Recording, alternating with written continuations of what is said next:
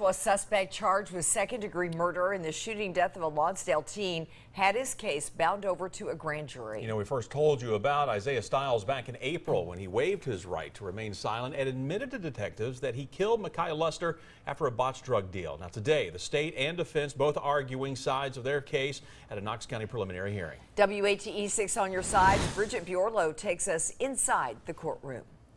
The man accused in the shooting death of a former Fulton High School basketball player appearing in Knox County Court for a preliminary hearing. 18-year-old Isaiah Stiles faces charges of second-degree murder in the death of 18-year-old Micaiah Luster. Stiles admitting to a Knox County detective about opening fire on Luster earlier this year after a drug deal gone wrong in West Knox County. The altercation occurred at the vehicle where the defendant approached the victim. There was a conversation about gas money, and then the defendant took the victim's gun.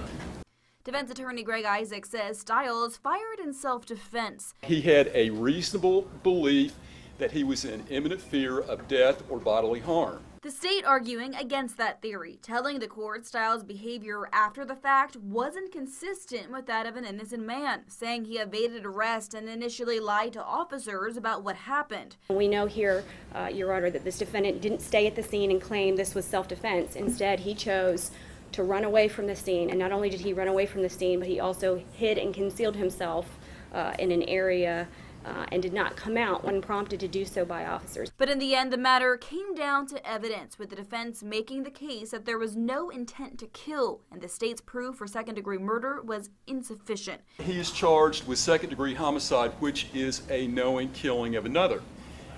It is undisputed that Mr. Stiles and Mr. Luster engaged each other in a minor drug transaction for marijuana. It's undisputed the transaction did not take place and Mr. Luster was angry. It is undisputed that Mr. Stiles reached for a gun when Mr. Luster reached for the gun because he feared for his life. A judge bounding the case over to a grand jury. In Knoxville, Bridget Bjorlo, WATE 6 on your side. Now we'll be following this case as it moves through court, and of course we'll let you know what happens.